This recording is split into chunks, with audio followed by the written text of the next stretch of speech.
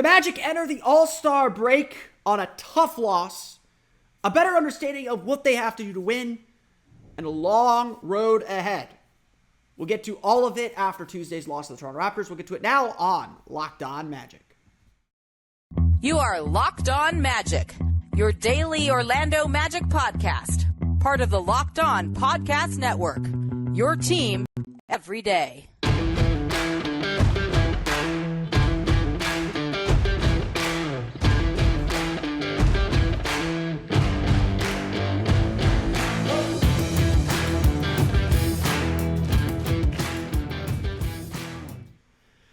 And you are indeed Locked On Magic. Today is February 15th, 2023. My name is Philip Rossman-Reich. I'm the expert and site editor over at OrlandoMagicDaily.com. Of course, follow me on Twitter at PhilipRR_OMD. On today's episode of Locked On Magic, the Orlando Magic enter the All-Star break, and we have a better sense and understanding of what this team can accomplish and how far it still has to go. We're going to get into all that, especially within the context of Tuesday's loss to the Toronto Raptors. We'll get to that coming up here in just a moment. But first, we want to thank you again for making Locked On Magic part of your day every day, no matter when you listen to us, whether it's first thing in the morning, whether it's right when we upload. We truly appreciate you making Locked On Magic part of your day every day. Remember, there's a great Locked On podcast covering every single team in the NBA.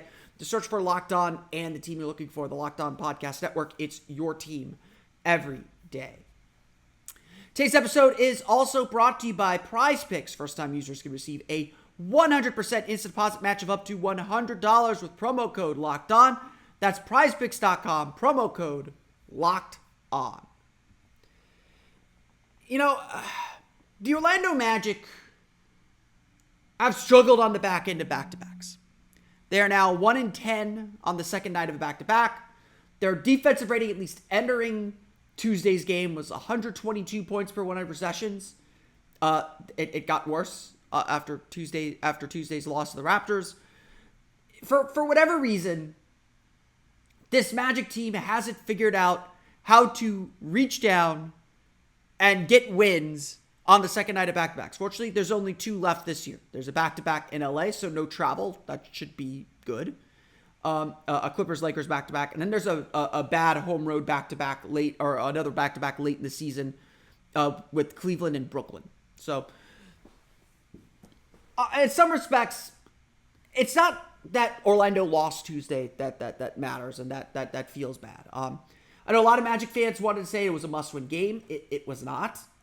Toronto is above 10th place, so It's not a must-win game in that sense. It would have been nice to have. I'm not going to sit here and say that. We're not at the point of must-win games. We're at must-win stretches. Orlando needed to split this road trip, which they did. But the Magic are getting to a point where they have to start building wins and have to start finding wins. And losses like Tuesday nights, losses like Saturdays against Miami, losses like last week's game against the Knicks, those are the losses the Magic have to start avoiding. And they have to find ways to scratch out these wins. And we can say all this because things have changed for the Orlando Magic. Now, we'll get into the box score, we'll get into the specifics of this game, but really, as the Magic enter the All-Star break now, as the Magic get ready, or kind of take this break, get this reset, and hopefully it's a reset for everybody. Wendell Carter needs some time off his feet to hopefully get that plantar fascia strain under control. Franz Wagner has been playing basketball nonstop since July. I think he has hit a bit of a wall because of how much basketball he's played. Paolo Banchero's hit the rookie wall. Cole Anthony's dealing with a wrist injury. Everybody needs this break. And I'm very glad that the Magic get 9 days off, that they're one of the first teams to hit the All-Star break, that they are at the break, so that they can take this collective sigh before the sprint to the end of the season and toward the end of the year.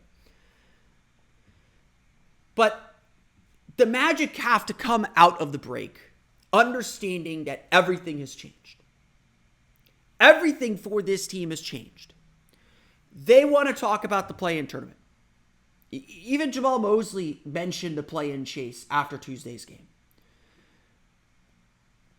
Doing that and being about making the postseason, about taking this important next step, doing that raises the standard for everybody.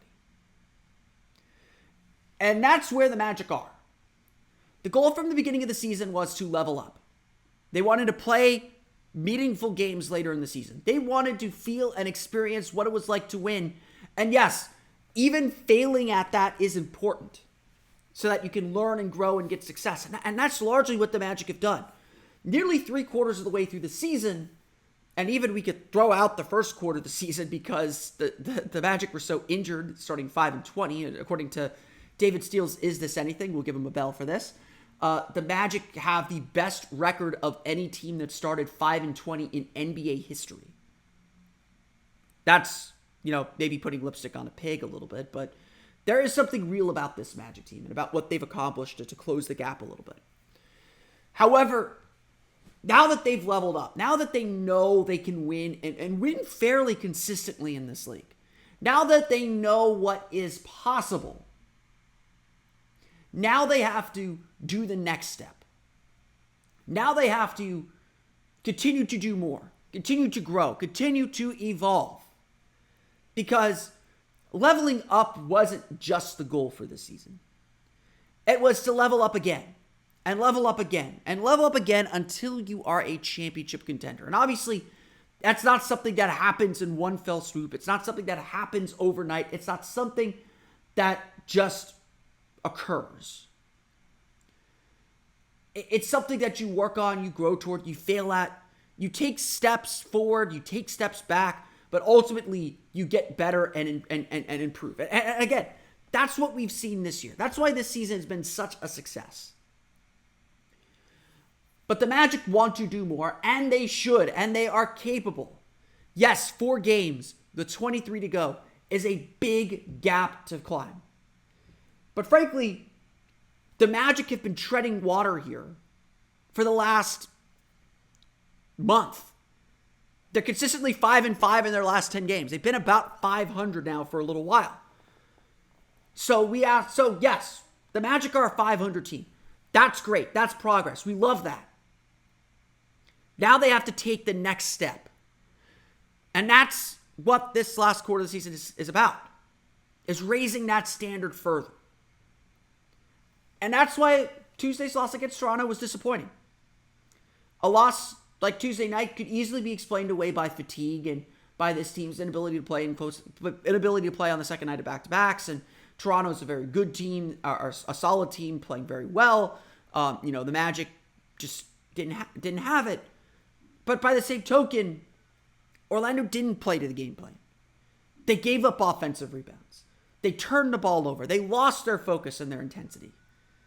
And yeah, they had guys who had individual games, but their defense was in shambles from the start.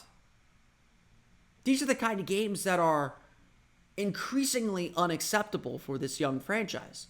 For this team to grow and get where it wants to be, these are the kind of games that can't happen anymore. Or these are the kind of games that this Magic team wants to eliminate from their record. And sure, you could argue, yeah, the Raptors shot 60%. They still only won by 10. Orlando stayed in the fight. And yeah, Orlando stayed in the fight. I will give them that. But that's not enough anymore.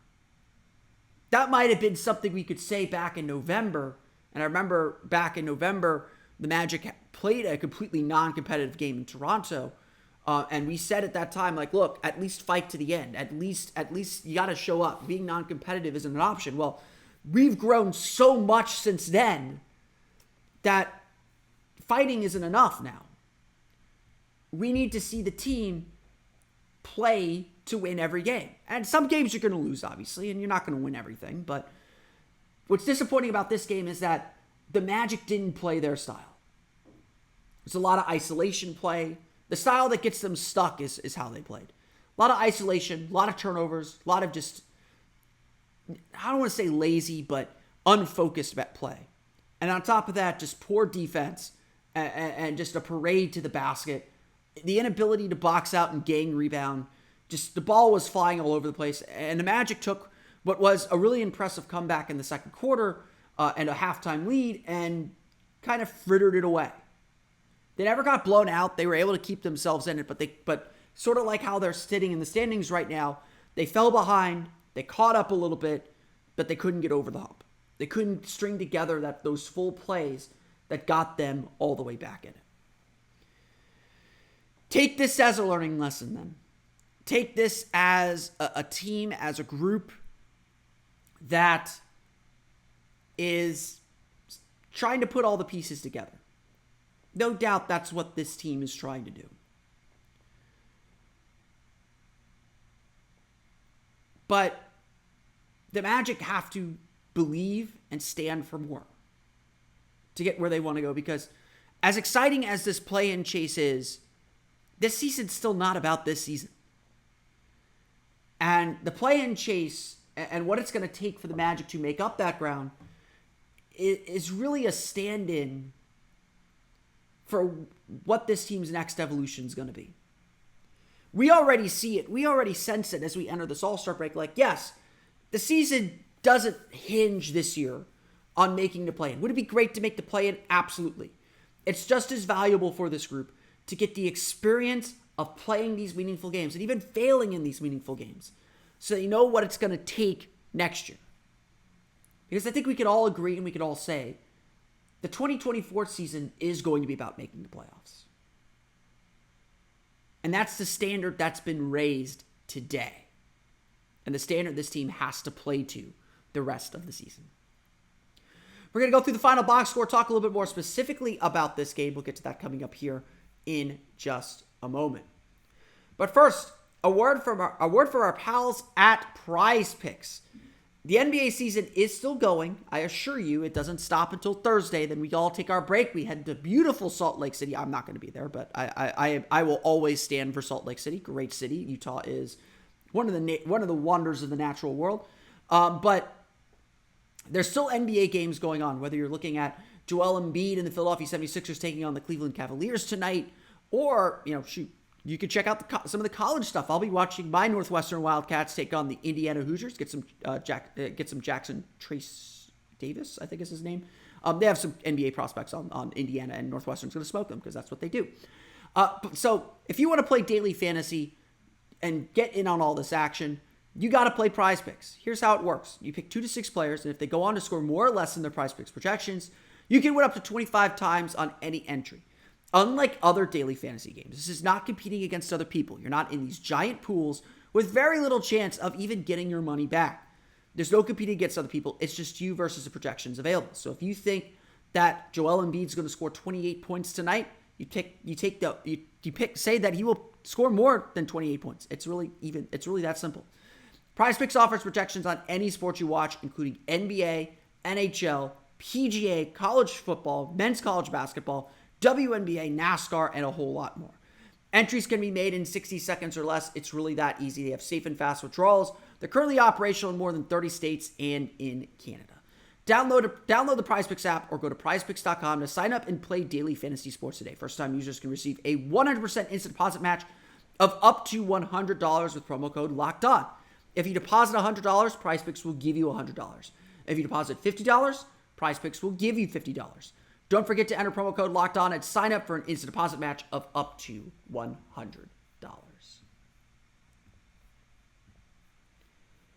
All right, let's go through the final box scores. The Orlando Magic fall to the Toronto Raptors 123-113. As I mentioned earlier, the Magic found themselves down early, and they rallied. I got to give this team a lot of credit, for how they fight. Again, effort has rarely been the issue this year. This team scraps, they play hard. What they lack at times is precision and attention to detail. And that's things that you expect from young teams. Veteran teams know how to stay steady, know how to adjust when something isn't going right, how to fill in that gap.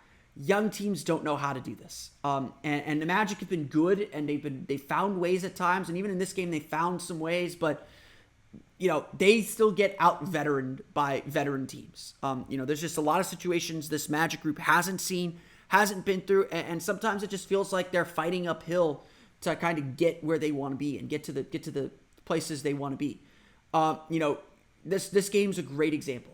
The Magic were down early, not down big, 8-9 points. Like they're struggling. Toronto's shooting a crazy percentage. They shot 70% in the first half, but the Magic worked their way back in with a 43-point second quarter, and a lot of that goes to Jalen Suggs. 24 points, 9 for 12 shooting, 3 for 6 from deep, 3 for 4 from the line, 4 assists, 2 steals.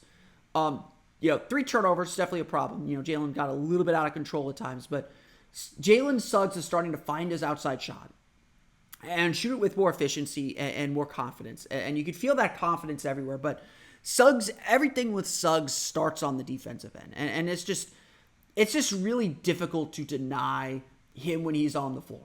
Now, can this scale up? Can this be something that the Magic turn into a starting role? Can Suggs be the backcourt creator that this team seems to be missing? Can he spread the floor with a shot? These are all fair questions for the big picture. Though right now, in the role that the Magic have Suggs playing, off the bench, as that defensive ace, he has been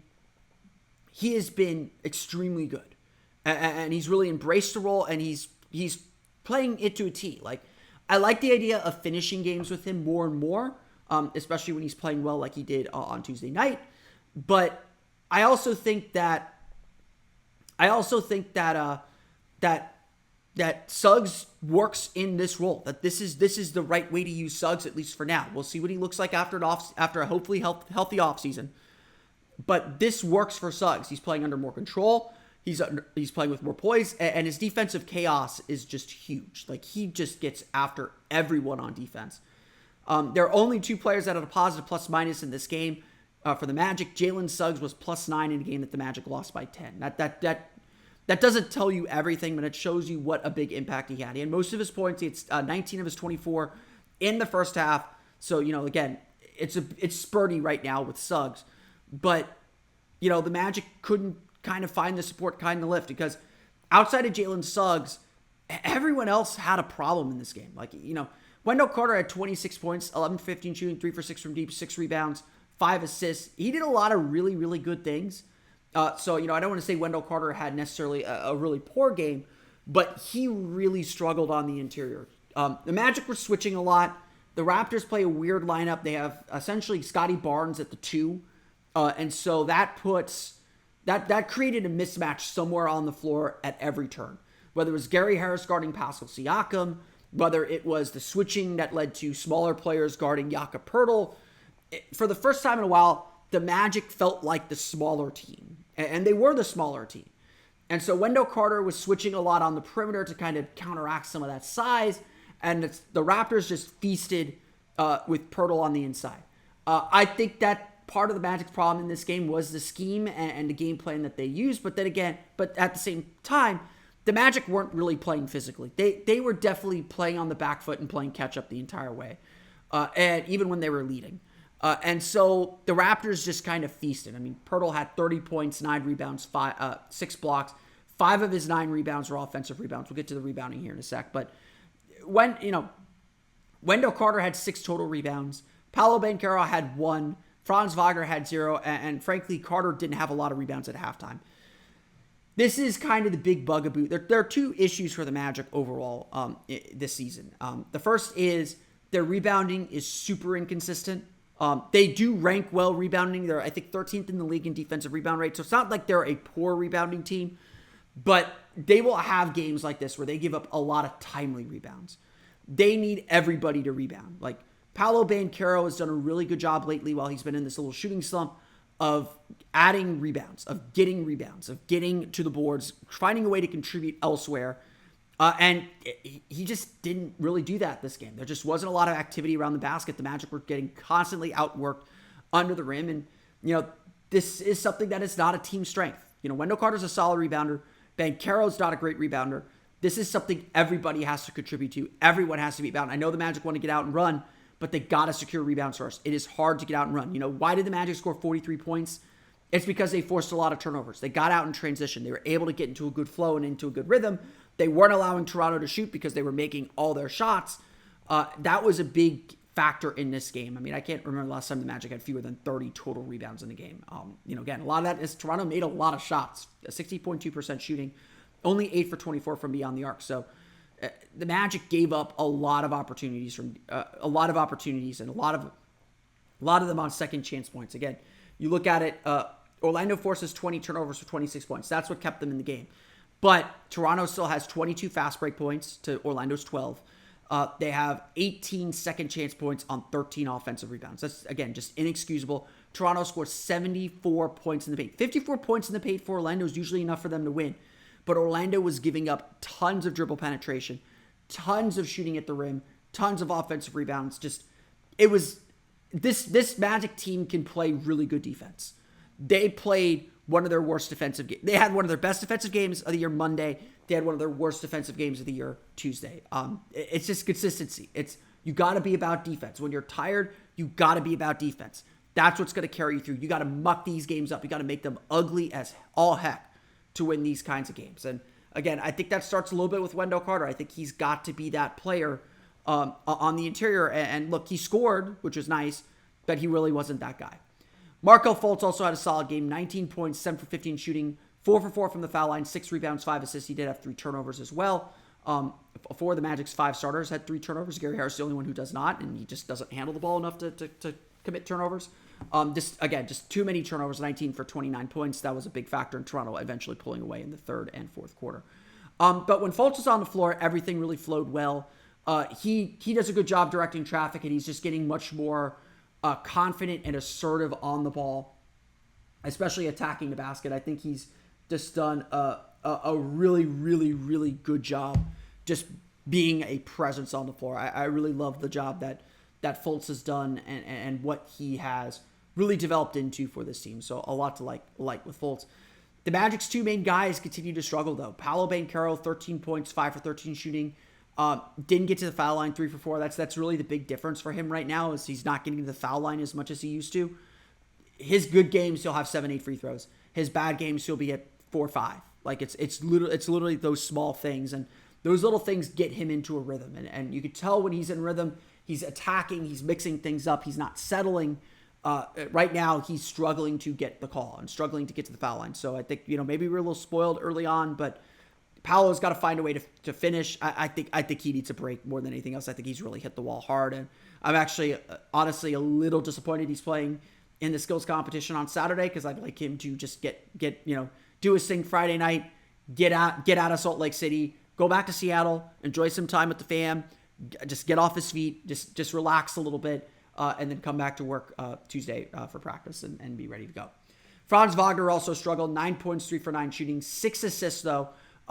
We got to get Franz Wagner's shot total up. Some of that is Franz has got to insert himself into the game. I don't think that's something we talked about a lot last year.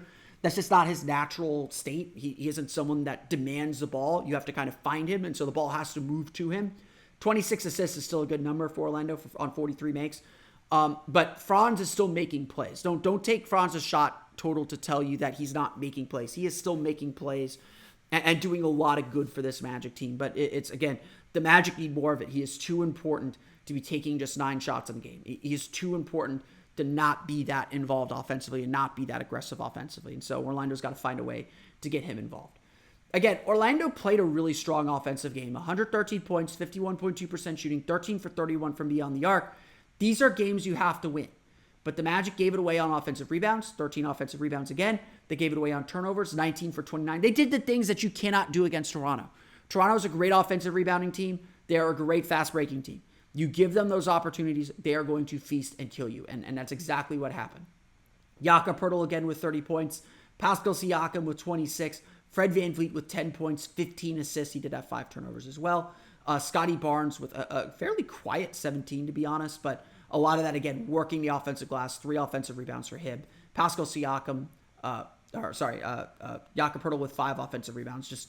The Raptors just completely outworked Orlando on the glass and stole those points and stole those opportunities. And this Magic team's just not going to be able to make that up. The Orlando Magic fall to the Toronto Raptors 123-113. We're at the All-Star break, so we will take a breather and reset the season. We'll preview what's coming up the rest of the week, coming up here in just a moment. But first, a quick word from our pals at Built Bar. Looking for a delicious treat, but don't want all the fat and calories? Then you got to try Built Bar. we're still in February. I think New Year's resolutions are still kosher. I know my goal is to eat a little healthier. I'm sure yours is too. So if you're like me and you love to snack, I love to snack. I'm sorry. My cue that I need to go to the grocery store is that I'm out of Oreos. That's just how I roll. But if you're like me and you like to snack, you should reach for a Built Bar to add to replace some of your kind of unhealthy chocolate snacks. With Built, healthy is actually tasty. Seriously, they're so delicious. You will not think they're good for you. And they're perfect for whatever New Year's resolutions you're still trying to keep. What makes Built Bar so good? Well, for starters, they're covered in 1% real chocolate, so you get that chocolate fix. And they come in unbelievable flavors like churro, peanut butter brownie, and coconut almond. I'm not sure how Built does it, but every bar that I've tasted, honestly, even flavors that I wouldn't think I'd like, I just absolutely love. I will get the sampler packs and just take whatever they give me because they are so delicious.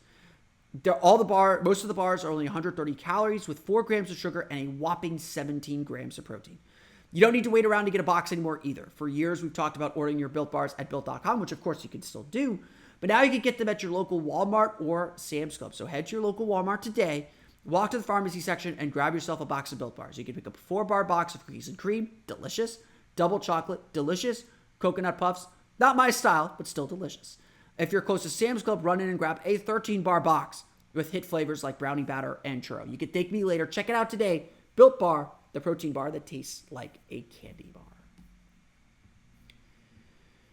So we are at the All-Star break. We're going to spend a little bit of time here for the rest of the week, kind of wrapping up the trade deadline a little bit. I'll have my retrospective on Terrence Ross. I'll post that to OrlandoMagicDaily.com probably in the next few days, but we'll talk about Terrence Ross a little bit and his legacy now that he is almost officially signed with the Phoenix Suns. That deal is not official as of press time, although it is widely rumored, and Terrence posted that he is on a plane to parts unknown. But we'll talk a little bit about Ross and his legacy with the Magic, as well as what to expect from All-Star Weekend here. On tomorrow's episode of Locked On Magic, we will do kind of a bigger, deeper thought or kind of pullback of what we've seen from the Magic so far this season. All-Star break's just a great time to just kind of sit back and reflect a little bit. And before we get to that, like I said earlier, this has been a wildly successful season. As frustrating as the moment is, as tantalizing as the play-in tournament is, and be tantalized by it. Like, 4 games out is hard, but not impossible. It is doable. This team, I honestly, I expect this team to pass Indiana. The Magic play the Pacers, I think, the Saturday after the All-Star break. The Magic will pass Indiana. We're going to be 12th in the East very, very soon. I think that is as much, it's like Formula One. You got to finish in the points. You got to pass so you can pass sometimes. But I really, yes, the Magic should be aiming to do more. The Magic should be trying to do more. The Magic should be trying to be more. But also take a moment and step back and understand how far this team has come. Outside of another 5-20 finish, this season has been a smashing success, has been a wild success. And yes, the way that the Magic are playing right now and their inability to make up ground in the play-in race raises questions about this team and what it needs to do to be successful moving forward. I was texting with a buddy of mine about this team and like, man, the Magic need this, the Magic need this, the Magic need this, and I was agreeing with a lot of them. I was like, I'd love to have like a Marcin Gortat type backup center. Like there are very clear things that the Magic need and clear things that keep arising that will help this team and kind of help them take that next step. But this is a guy that covered the team during the rebuild with me, and he said, it's nice to just have clearer vision and idea of what this team needs to be successful rather than just hoping that players on the roster get better. Players on the roster will get better, but honestly, even if Paolo kind of plateaus or Franz plateaus next year, getting key role players and knowing, hey, we need a strong defensive backup center. We need more shooting. The things that this Magic team needs, knowing those more clearly is going to help this team step forward and or as a sign that this team has stepped forward, that the needs and how this team becomes a postseason team are just that much clearer. And That's part of what this season was. Like it seems reductive, or it seems silly to say that it's not about wins and losses, but this season was about figuring out what this team needs for its next steps. And we are seeing that. We are understanding that. We are living it every day and seeing, hey, this team has something to work with. It just needs X, Y, Z. That's humongous progress. And we can begin focusing and looking at who those players are, or what moves the Magic need to make as we get closer to the offseason. I'm going to spend some of this All-Star break kind of prepping for the draft a little bit and prepping for free agency, because those are going to be massively huge for this franchise and massively huge for this team. It is an exciting time to be a Magic fan. As we enter the All-Star break, as we kind of take this pause, there is frustration. And that frustration is a sign of that progress. This team has made significant steps forward. But very clearly, there are more steps to take. And everyone is excited to take those next steps. What I would say is, as frustrating as some of the failures can be, for now, enjoy the journey. There is still no pressure. Everything is house money. Everything is a learning experience. Everything is good. I know I have sat here time and time again and spoken about how important it is to learn how to win. This is what learning how to win looks like. What the Magic are doing this year and the struggles the Magic have gone through, that's going to be so valuable for this team moving forward. And for the first time in a long time, everything seems aligned for this team to take some major steps forward on the court as much as it does off the court. In all likelihood, Orlando is going to end up with the 5th, 6th, maybe 7th best lottery odds. That's still in really good position, not only to win the lottery, but to get a really good player out of it. So I'm not worried about draft night. All I'm worried about is this team and how this team gets better and how this team takes its next steps forward, because there's a lot to work with on the roster already. And that is such a great place to be. I want to thank you all again for listening to today's episode of Locked On Magic. Of course, find me on Twitter at @PhilipRR_OMD. Subscribe to the podcast on Apple Podcasts, Stitcher, TuneIn, Himalaya, Google Play, Spotify, Odyssey, and all the fun places on the podcast to your podcast-enabled listening device for the latest on the Orlando Magic. Be sure to check out OrlandoMagicDaily.com. You can, of course, follow us on Twitter there at OMagicDaily. Now that you're done listening to us, be sure to check out the Game to Game NBA podcast. Every moment, every top performance, every result. Locked On Game to Game covers every game from across the NBA with local analysis that only Locked On can deliver. Follow Game to Game on Locked On NBA, available on the Odyssey app, YouTube, and wherever you get podcasts. That's going to do it for me today. I want to thank you all again for listening to today's episode of Locked On Magic. For Orlando Magic Daily and Locked On Magic, this has been Philip Rossman-Reich. We'll see you all again next time for another episode of Locked On Magic.